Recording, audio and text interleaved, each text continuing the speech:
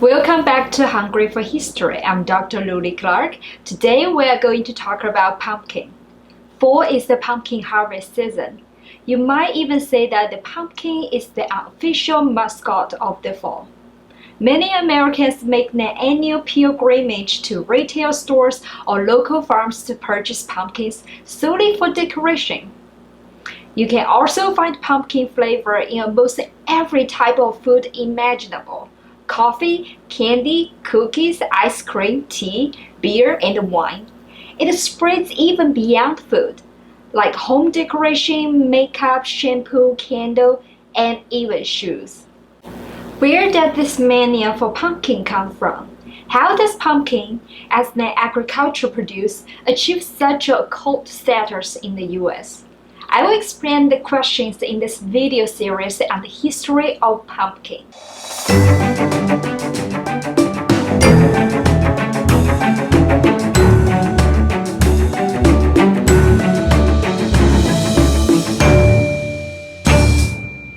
Pumpkin belongs to the genus Cucurbita family, which includes melon, squash, and gourd, including more than 900 different species.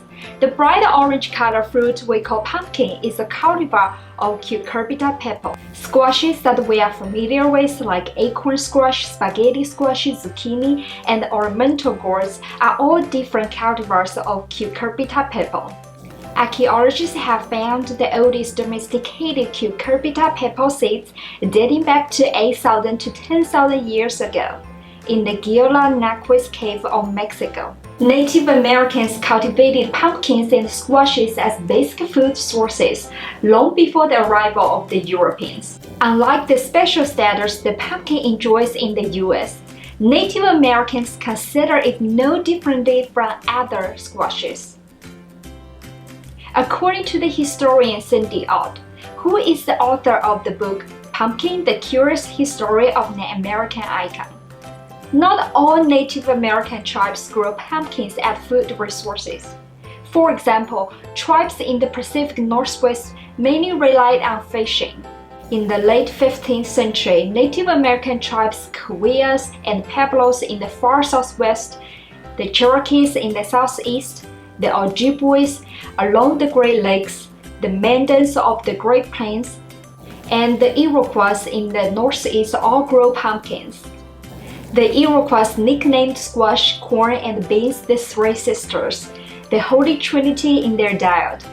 Indigenous mythology regards squash, like corn and beans, as an incarnated goddess descended from the heavens. European settlers recorded how Native Americans in the Northeast prepare pumpkins. They like to cook pumpkins with beans and corn in a cooking pot, either like a soup or stew. They also roasted pumpkins, whole or halves, in the hot ashes of a fire. Strips of pumpkins were hung up to dry in the sun and eat like beef jerky on journeys. They pounded dried pumpkin into flour and mixed with cornmeal to make cake or bread. The most common use of pumpkin was to make it into a thick sauce, either savory or sweet, to go with meat dishes. In today's video, I'm going to show you how to make pumpkin puree from scratch and use it to make delicious pumpkin butter. To make this pumpkin puree recipe, you need to use pie pumpkin, also called sugar pumpkin. It is far smaller than the monstrous variety you typically use for making a jack-o'-lantern. To make this recipe, first rinse the pumpkin with tap water and pat dry it with a towel. Cut off the stem, then cut the pumpkin in half straight down the middle. Scrape out all seeds and strings with a spoon or just use your hand. You can save those seeds and roast them for a delicious, healthy snack. After your pumpkins are cleaned, lay each half with the opening down on a baking sheet. Preheat your oven to 350 degrees Fahrenheit and bake the pumpkin for about an hour. If the pumpkin meat can be pierced through by a fork, it is done. Allow the pumpkin to cool for about 20 minutes. When the pumpkin is cool enough, scoop out the pumpkin meat and put it straight into your food processor chamber. Grind your pumpkin into a smooth puree. Transfer the puree into a container. That's it. That's how you make homemade pumpkin puree. On my left is canned pumpkin puree from Libby's, and on my right is the fresh sugar pumpkin puree we just made. And from a visual assessment, there is a big difference in color. The fresh one is lighter in color, and then the canned pumpkin puree has the deep orange color. Let's try out those two pumpkin purees.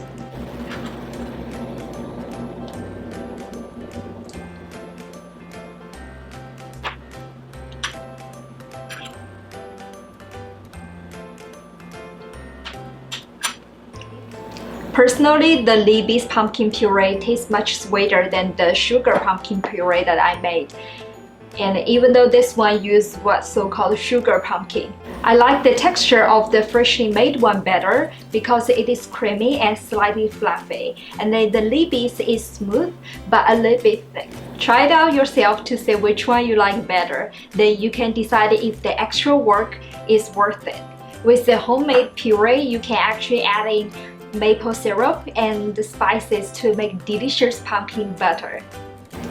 To make pumpkin butter, you need 2 cups of pumpkin puree, half cup water, half cup maple syrup, and some spices. For my spice blend, I use 1 teaspoon cinnamon, a 1/4 teaspoon nutmeg, ginger, allspice, and 1/8 teaspoon clove. In a sauce pot, add in all the ingredients and mix them well. Heat up the sauce and bring it to a low simmer. Turn to low heat and let it simmer for about 30 to 40 minutes until it thickens to your desired consistency. You need to stir frequently to avoid splatter. Trust me, it will make a mess if you leave it alone. Allow it to cool completely before you transfer it to an airtight container and store it in the refrigerator.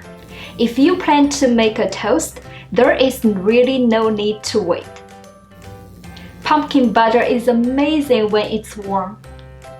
That's all I have for you today. In the next episode, we will continue to explore the history of pumpkin to see what the Europeans in the Old World and the New World thought about pumpkins. Thank you for watching today's video. If you like this video, please hit the like button. I would really appreciate. Don't forget to subscribe and share. I will see you next time. Bye bye.